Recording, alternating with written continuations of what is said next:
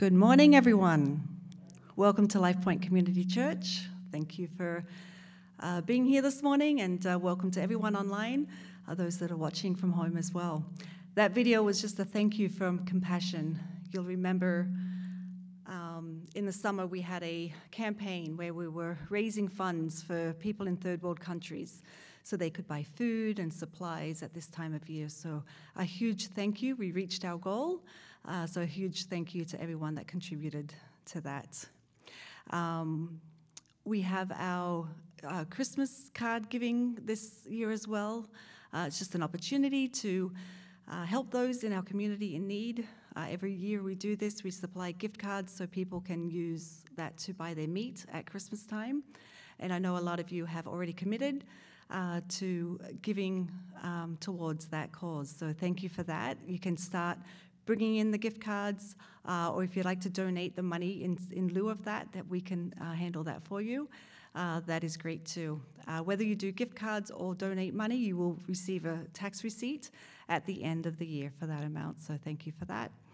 We also have the shoeboxes coming up as well. A lot of you have asked if we're going to do shoeboxes this year, and they're still going ahead with that, so we do plan to provide shoeboxes for you. They should be available next Sunday to pick up.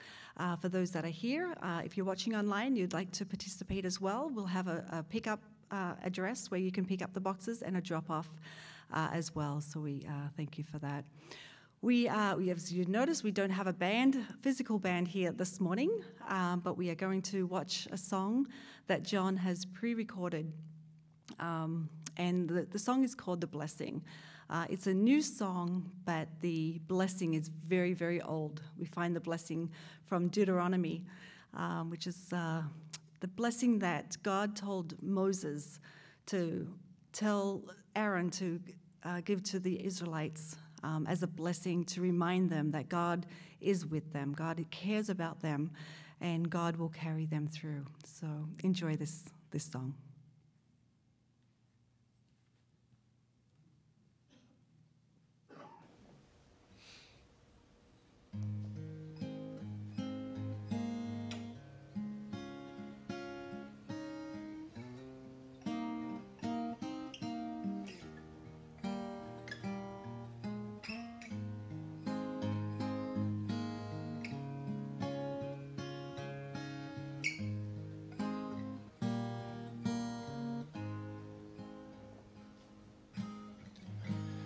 Lord bless you and keep you, make His face shine upon you, and be gracious to you.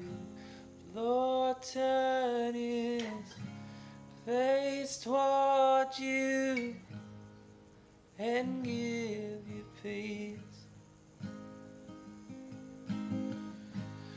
Lord bless you and keep you, make His face shine upon you, and be gracious to you. Lord turn His face toward you and give you peace. Amen. Amen. Amen. Amen.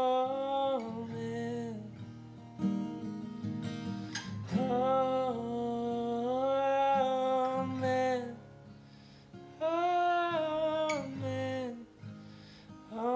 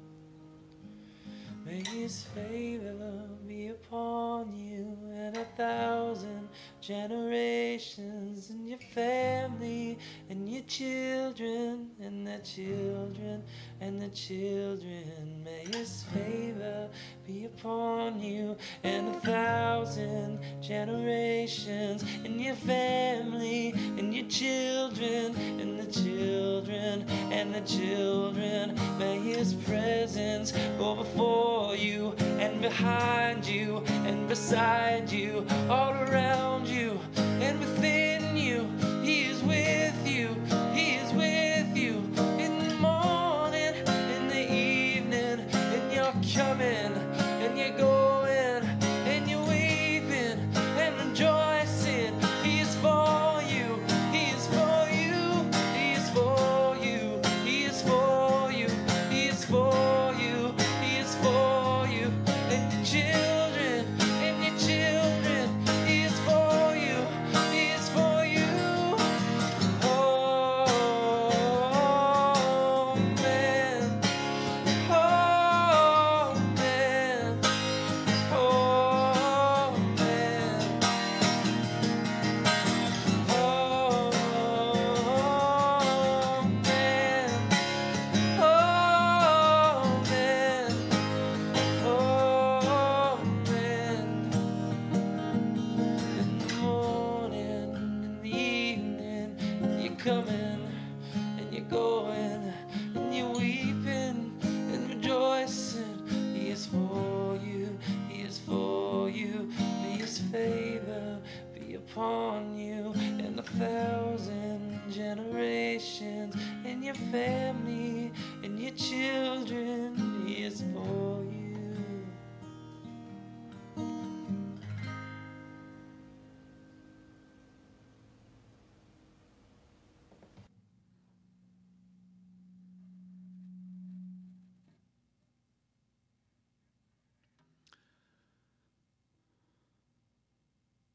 You know, to be honest, after that song, I don't feel like preaching. I feel I just need a moment.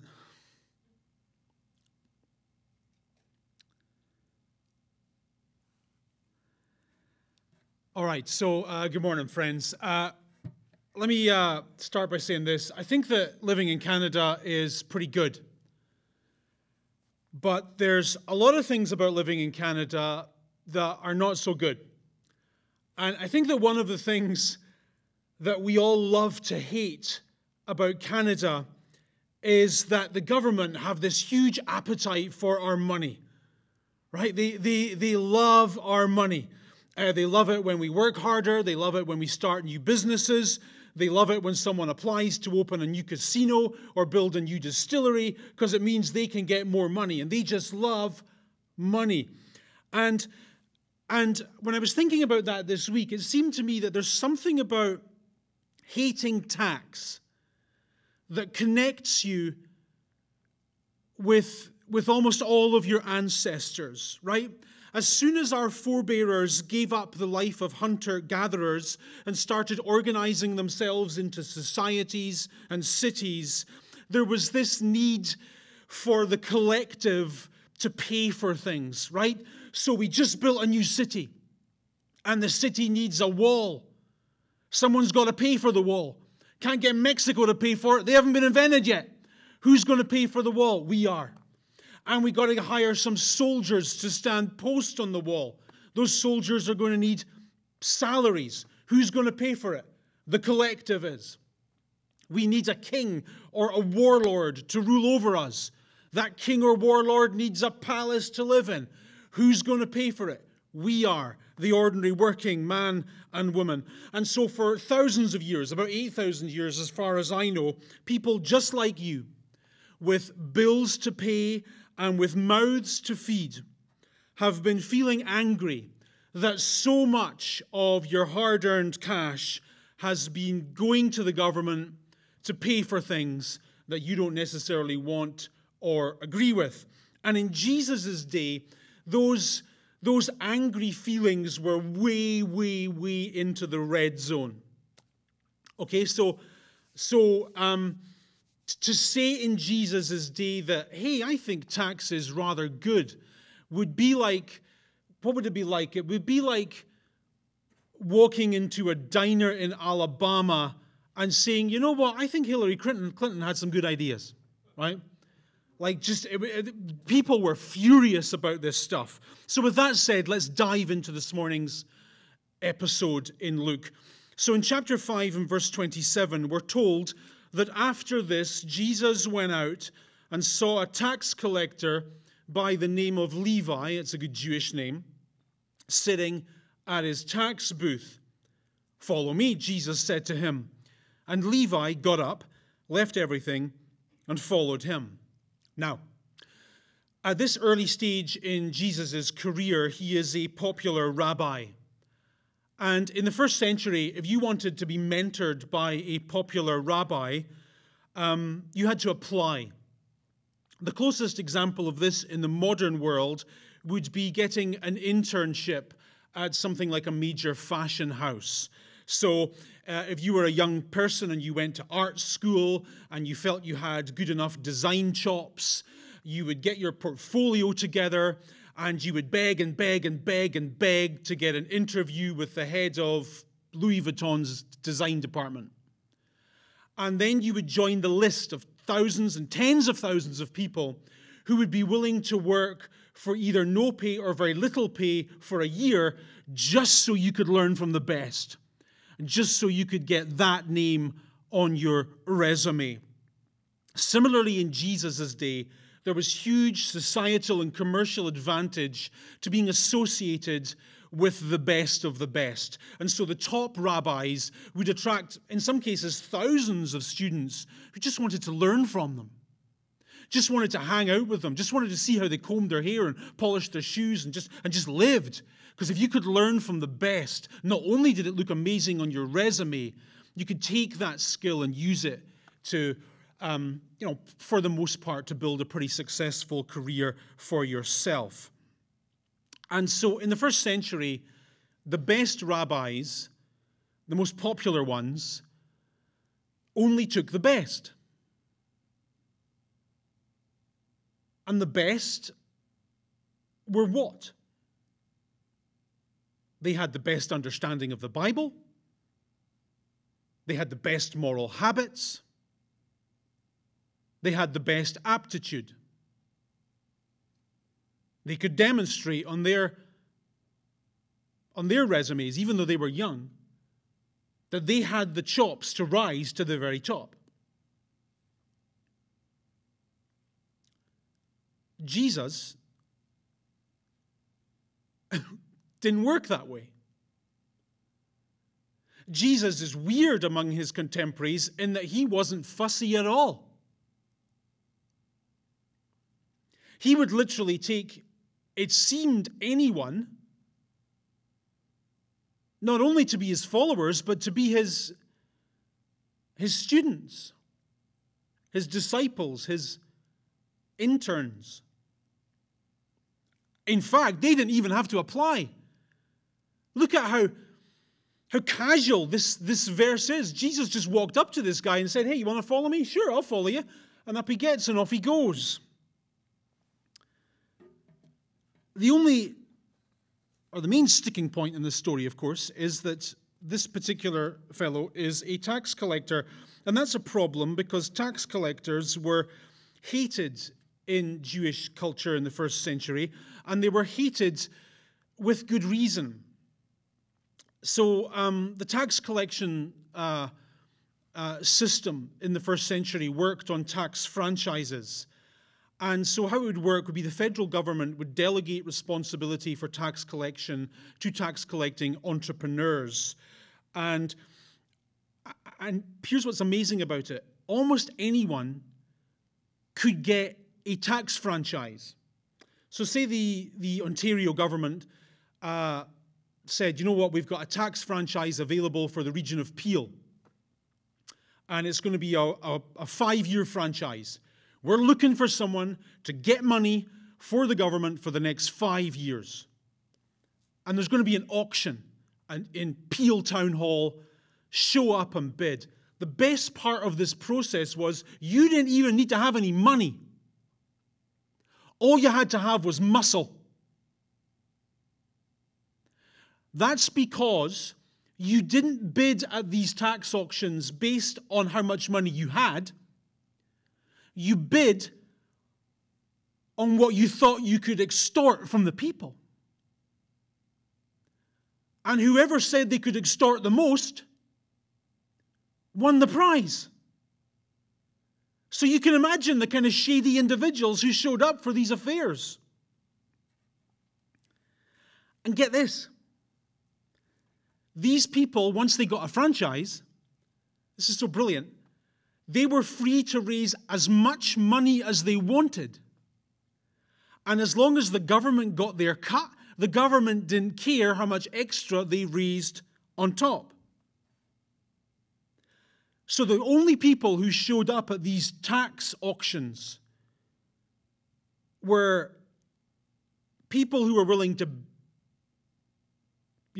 break arms and hurt people. People who are willing to threaten you and send you photos of your children and say, hey, Jessica, she's going to find it hard to ride donkeys with 2 broken legs. Might want to think about your kids. Bad people. The historian Philo, writing from the period, tells a very interesting story about a tax collector in Israel whose name was Capito. I'm not being racist when I say this, which means I'm about to say something that you might construe as racist, but it's not. But judging by his name, I might say he wasn't from Israel. He might be from another part of the world where some of you are from. All right? Look at what he says. Capito is the tax collector for Judea, and he holds the population in contempt. When he came here, so he wasn't from Israel, he came from another part of the Roman Empire. When he came, he was a poor man. Reading in between the lines, he had nothing but hustle and muscle. But he amassed such wealth in various forms by doing what? Building a business? No. Making something? No. Inventing something? No. By defrauding and embezzling the people. And because tax collectors were such horrible people, the rabbis in the Mishnah say that any Jew who becomes a tax collector, and the boy in this morning's story, his name is Levi, so he's definitely a Jew. Or the inventor of jeans. Probably a Jew. Any man who becomes a Jew is to be expelled from the synagogue and ignored by his family. And the Mishnah is all about the synagogue and family. Nothing matters more than the synagogue and family. And yet this most religious of Jewish texts says if any of our people becomes one of these reprobates, he is done. He is out. The rabbis also say in the Mishnah that if any Jew is hungry and at death's door and the tax collector offers you something to eat, it is better to die than to take the sandwich. The rabbis in the Mishnah, this is a religious text, also say, and when I tell you what I'm about to tell you, you're going to say to yourself, I need some more Mishnah in my life. All right? They also say that because these tax people are such scumbags, it is your moral responsibility to lie to them. It says this in a Jewish Bible. It is your moral responsibility to cheat on your taxes. It's like written there. That's how they felt about it. And I can tell by your faces that you kind of resonate. Some of it feels wrong, but can you imagine how extra wrong it would feel if you knew who the tax collector was and he lived like you couldn't afford to live because he was stealing money from you? It was a shakedown. It was extortion. So this man who Jesus invites into his inner circle in verse 27 is one of these.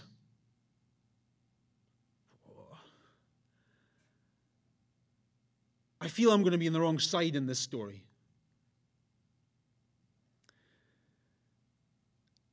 In the next verse, the feelings get worse. We're told that Levi held a great banquet for Jesus at his house. And such a large crowd of tax collectors and others, I want to know who they are, others, were eating with them. Now let's imagine the scene. A man like Levi, who has been defrauding people for a large part of his career, who has been amassing, in the words of Philo, great wealth in various forms. What kind of house does he live in? What kind of food does he eat? What kind of entertainment does he normally provide? This is a good party, okay? And it's an interesting way that Luke describes it, because in the first century, people typically sat down to eat. However, on very special occasions and for the most elaborate and Viking-like of feasts, they wouldn't sit down to eat, they would lie down to eat, presumably so they could drink more. I don't know. So in verse 29, Luke uses a word, katakeskai, which means to lie down. This means that Jesus is not sitting down to eat, as is typical. It means he is lying down to eat. And it further means that Jesus isn't having a meal, he is having a feast.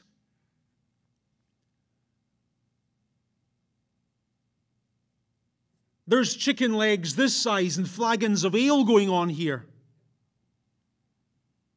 And please understand that in the customs and the cultures of the ancient Near East, eating with people involved much more than eating.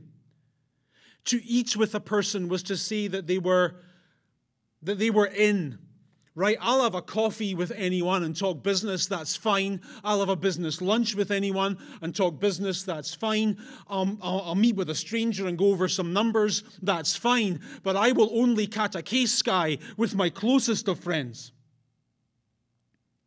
I will only lie down and feast and drink with people with whom I feel very tight and very safe, very secure. So Jesus is saying something here. He's saying, these are my people. These horrible, horrible people whom we are right to hate are my people. And the way the word sinners or others, it's quite a clever word. The word others there, it means sin. But it doesn't describe someone who occasionally does something they know they shouldn't do, like that would be a word that would describe you and me. It's a word that describes someone who is just completely off the rails. Right? Completely outside of anything the Bible says is good, wholesome, and holy.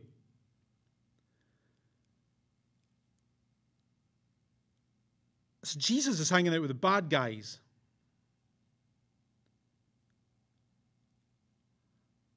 How do you feel about that? Me, I don't feel good about it. Like, I'm trying to imagine, there I am in this Galilean village, and I hate every single one of those scumbags. They're the reason my kids have old shoes. They're the reason I can't get ahead. They're the reason things are hard. I hate those people. Jesus likes them. And so I find myself on the wrong side.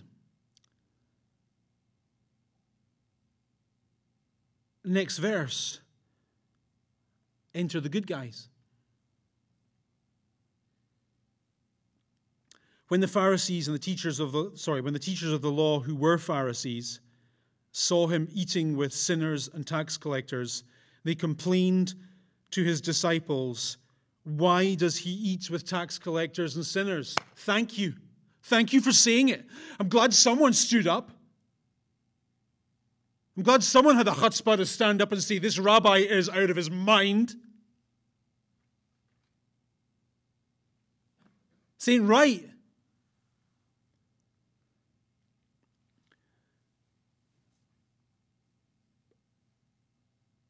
This can't be an accident, what Jesus is doing here. I think Jesus is deliberately provoking some kind of conflict. And I think the nature of that provocation is that his vision of what religion looks like is very different from that of his religious critics. They said that a person might, become deserving and righteous by studying the Bible and applying the Bible. And yet here Jesus feasts with the blatantly undeserving and unrighteous. And of course, when you violate the conventions of religious people, the people who get the most upset are the religiously conventional. And so I'm upset. Think about it. What was it about this feast that the Pharisees found so offensive? Why did they feel that their religious convictions were being so violated? A few years ago, I'll never forget it, I had lunch with a fellow pastor, and he was telling me about some new person who'd been coming to his church for about 6 months, and the story went something like this.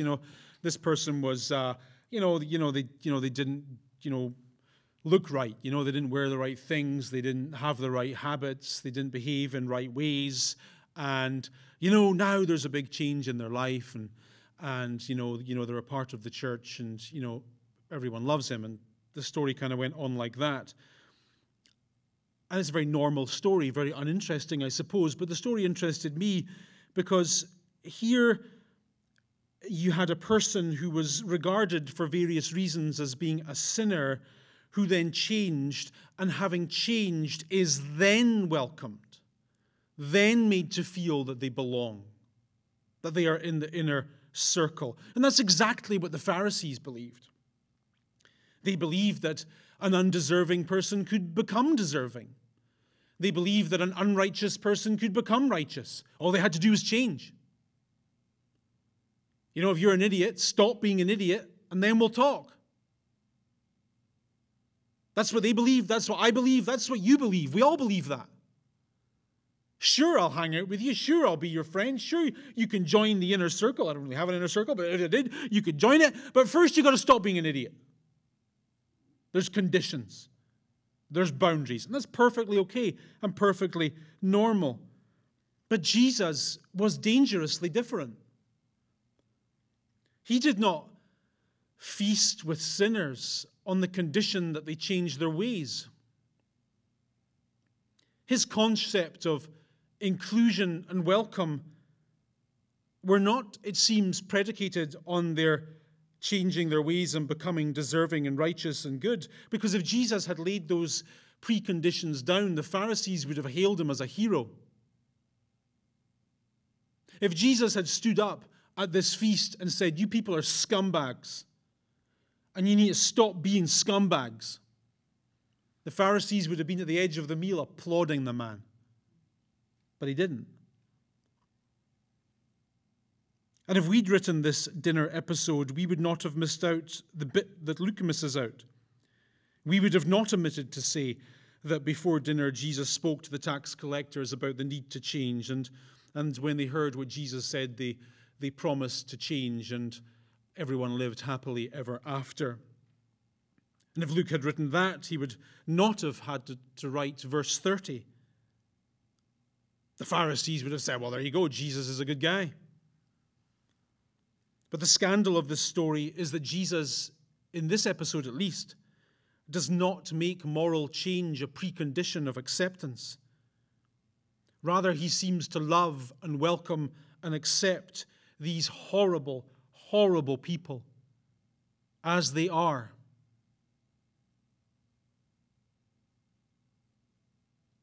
And if they change their ways, as in Luke chapter 9, for example, Zacchaeus, the other tax collector, famously does, if they change their ways, it is as a response to Jesus' love and not a condition of it.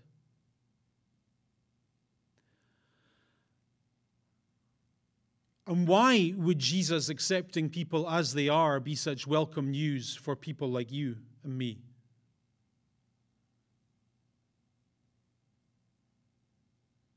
Get it?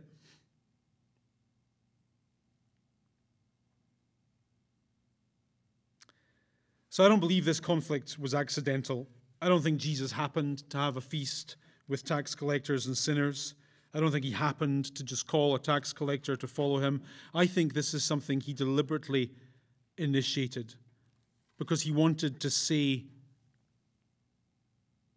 I'll accept you as you are. I'll accept the worst of the worst. No hole is too deep for my love to shine. No mess is too dirty for me. Just follow me.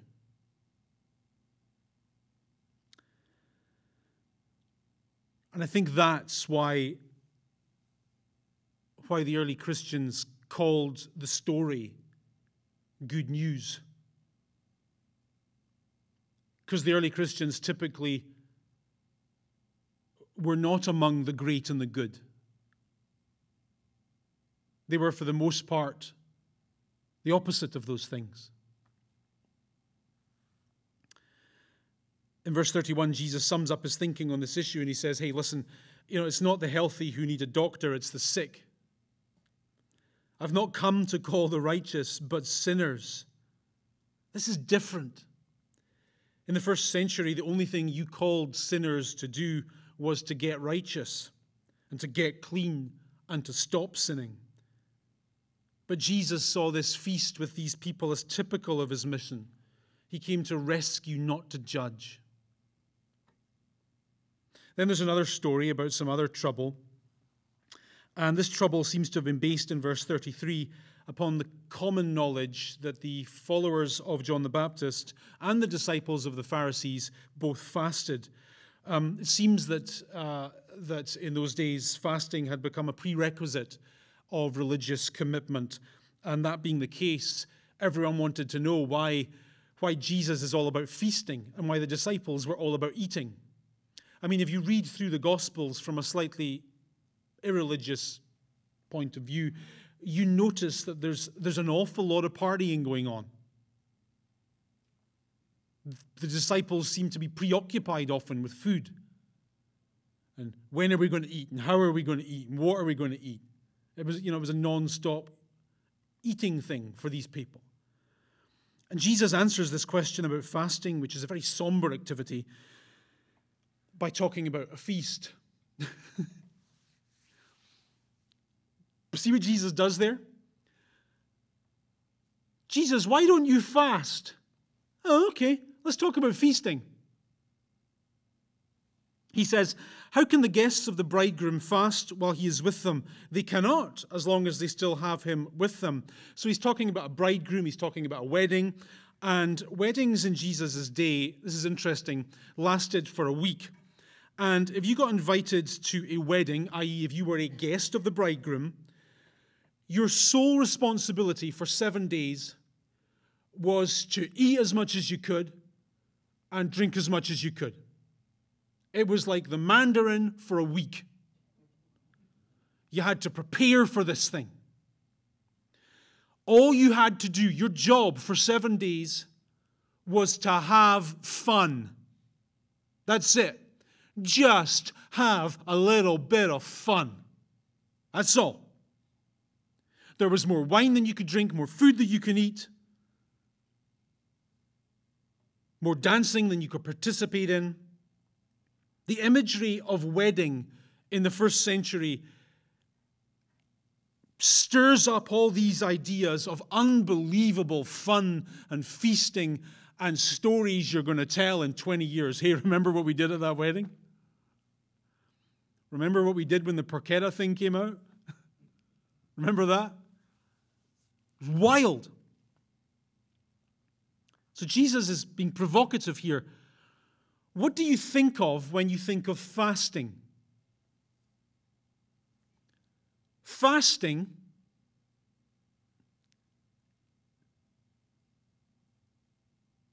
oh, sorry, I should just explain telling by looking at you. That's when you don't eat for a bit.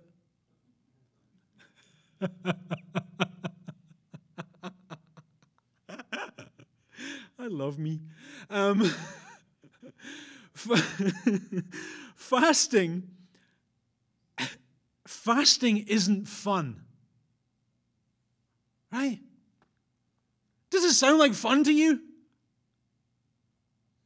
Like, do you ever see those diets on the internet? You know, the 36-hour fast, don't eat till 7 o'clock at night fast?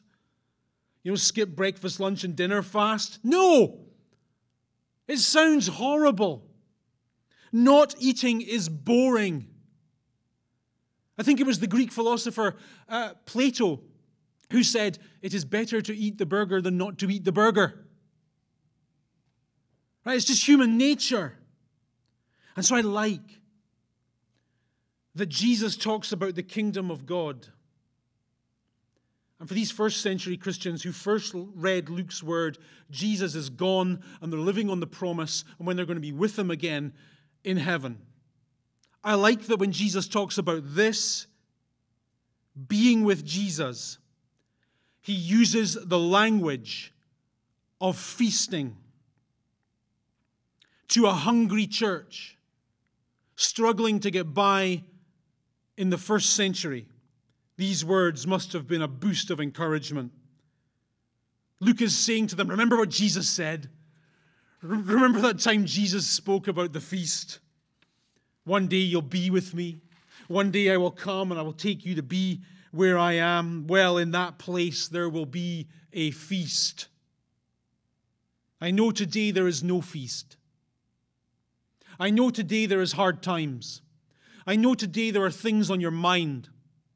There are struggles, legitimate human struggles about not having enough and struggling to pay bills and worrying about what's going to come next. And I get all that. But remember, as a person of faith, a day is coming when there will be feast. And at that feast, there will be no judgment. Only welcome.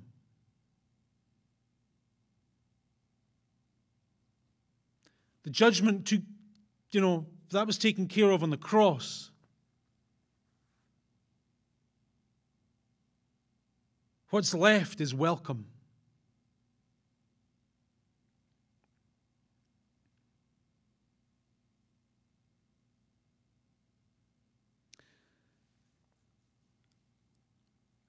I know we don't talk about this, and rightly so. We don't want to talk about it. But for many of us, let's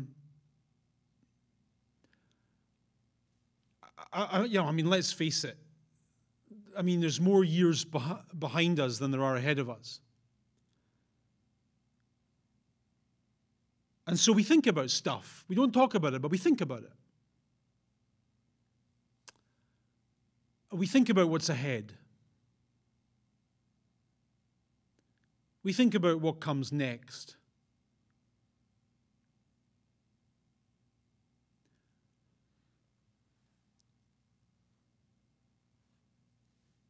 And one of the things that really keeps me believing is, what if it's true? What if the gospel is true? What if beyond this life there is feast